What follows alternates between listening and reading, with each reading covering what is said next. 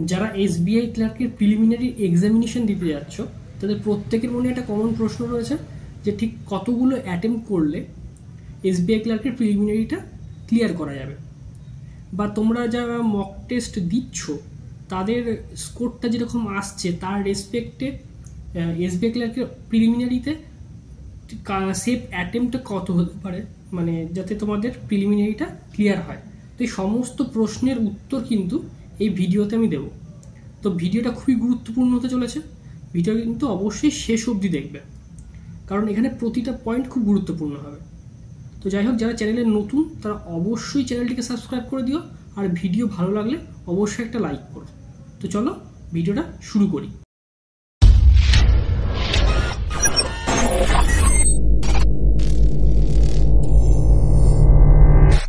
দেখো, এসবিআই ক্লার্কের প্রিলিমিনারিতে যারা পরীক্ষা দিতে যাবে তাদের এই প্রত্যেকের মনের যে প্রশ্নটা যে সেফ অ্যাটেম্প্ট কত হতে পারে বা কতগুলো সঠিক অ্যান্সার করলে তাদের প্রিলিমিনারিটা ক্লিয়ার হবে, সেটার কথা কিন্তু আমি বলবো।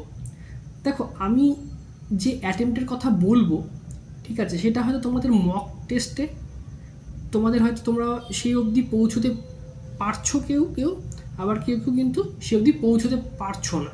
তাই জন্য যারা পারছো না তারা একেবারেই হতাশ হবে না, কারণ এখনও কিছুদিন সময় আছে। তোমাদের প্র্যাকটিসটা যদি সেইভাবে করতে পারো বা তোমাদের যেভাবে তোমরা পড়াশোনা করে আসছো সেটাকে যদি ধারাটাকে বজায় রাখতে পারো তাহলে কিন্তু সেই স্কোর অবধি পৌঁছানো সম্ভব। তাই আগে থেকেই হতাশ হওয়ার কিছু নেই। দেখো, আমি যে সেফ অ্যাটেম্প্টের কথা বলবো সেটা কিন্তু প্রিভিয়াস ইয়ারের কাট অফ দেখে আমার মনে হয়েছে, ঠিক আছে, বা ওয়েস্ট বেঙ্গলে, আমি বেসিক্যালি এই ভিডিওতে ওয়েস্ট বেঙ্গলের কথাই বলবো। তো ওয়েস্ট বেঙ্গলে যেরকম কাট অফ স্কোর যায় এবং যেরকম ভ্যাকান্সি রয়েছে সেটার উপর বেস করেই কিন্তু আমি এই সেফ অ্যাটেম্প্টের কথা বলবো। এটা একটা প্রাথমিক ধারণা, ঠিক আছে, যে কত করা যেতে পারে, ঠিক আছে। তার মানে এটাই নয় যে এই ভিডিওটা দেখে গেলে তুমি ঠিক ততগুলো প্রশ্নের অ্যান্সার করে বাকিগুলো করলে না, এরকমটা ভাবার কিছু নয়। তুমি পরীক্ষার হলে বসে যতটা পারবে ততটা তো করতেই হবে, কিন্তু মোটামুটি একটা তোমার একটা মাথায় যেন একটা তোমার একটা আইডিয়া থাকে যাতে তুমি কতগুলো অ্যাটেম্প্ট তোমায় করতে হবে, সেই আইডিয়াটা দেওয়ার জন্যই কিন্তু আমি এই ভিডিওটা করছি। দেখো, 2019-20 থেকে যদি আমি কাট অফগুলো দেখি সেখানে দেখা যাচ্ছে যে এসবিআই ক্লার্কের প্রিলিমিনারিতে ওয়েস্ট বেঙ্গলের জেনারেলের কাট অফ 70-র আশেপাশে থাকছে, কিন্তু তারপরে হঠাৎ করে 21, 22, 23 এই সময়গুলোতে কিন্তু এসবিআই ক্লার্কের কাট অফগুলো বেড়েছে। তার হয়তো অনেকগুলো কারণও রয়েছে, হয়তো সেক্ষেত্রে দেখা যাচ্ছে কোশ্চেন পেপার এবং ভ্যাকান্সি এইসব বিষয়গুলো কিন্তু জড়িত রয়েছে। এবারে এসবিআই ক্লার্কের ভ্যাকান্সি কিন্তু তুলনামূলকভাবে আগের থেকে কিন্তু বেড়েছে ওয়েস্ট বেঙ্গলে।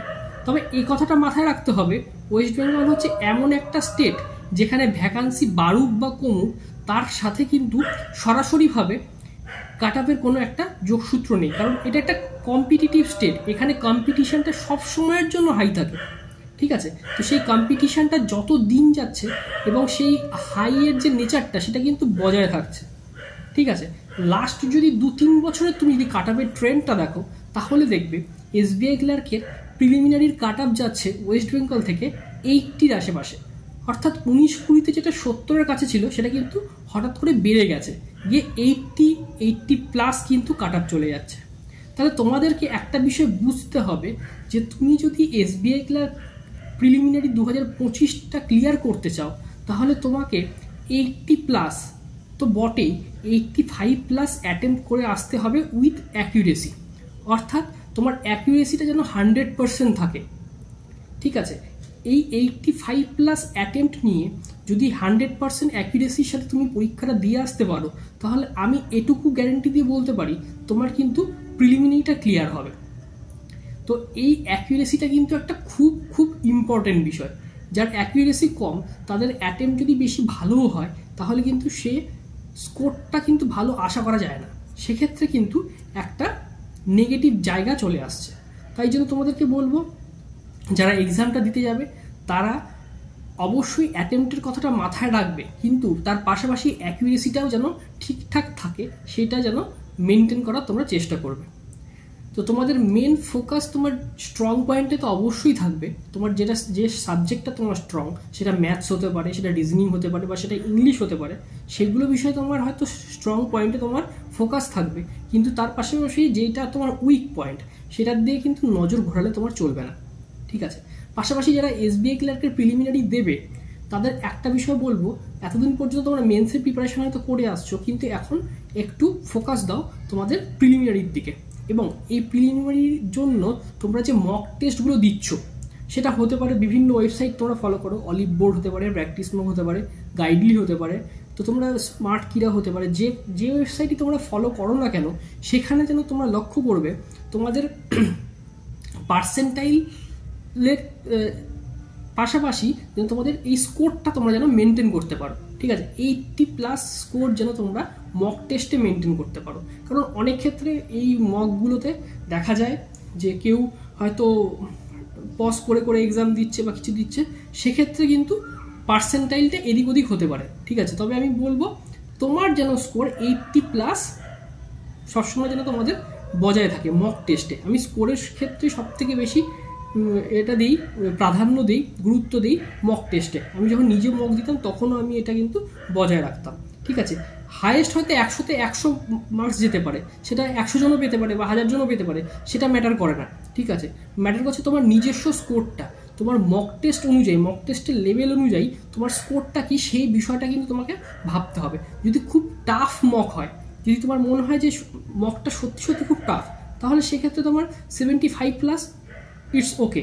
বাট একটু ইজি বা মডারেট লেভেলের যদি হয়, তাহলে আমি বলবো 80+ যেন তোমার স্কোর মক টেস্টে থাকে।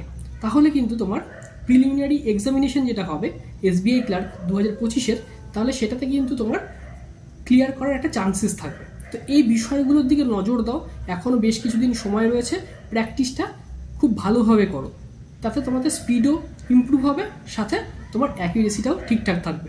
তো যাই হোক, ভিডিওটা এই পর্যন্তই। এই ভিডিওতে তোমরা অবশ্যই জানাবে কমেন্ট করে যে তোমাদের একটা লাইভ সেশনের দরকার আছে কিনা, ঠিক আছে। তাহলে আমি অবশ্যই ইউটিউবের এই চ্যানেল থেকে লাইভে আসবো। সেক্ষেত্রে এসবিআই ক্লার্কের যে সমস্ত ডাউট তোমাদের রয়েছে, তোমাদের যে সমস্ত ডাউটগুলো রয়েছে, সেগুলো নিয়ে কিন্তু একটা লাইভ সেশন করব। তো তোমরা অবশ্যই জানাবে, এই কমেন্টে অবশ্যই তোমরা জানাবে যে তোমাদের লাইভ সেশনটা দরকার কিনা। আর যারা ভিডিও দেখছো অথবা চ্যানেলটাকে সাবস্ক্রাইব করছো না, তাদের কাছে আমার রিকোয়েস্ট থাকবে চ্যানেলটাকে অবশ্যই সাবস্ক্রাইব করে দিও। আর ভিডিও ভালো লাগলে অবশ্যই একটা লাইক করে দিও, আর কমেন্টের মাধ্যমে কিন্তু অবশ্যই জানাবে, ঠিক আছে। তো ভিডিওটা এই পর্যন্তই থাকছে, দেখা হচ্ছে নেক্সট ভিডিওতে।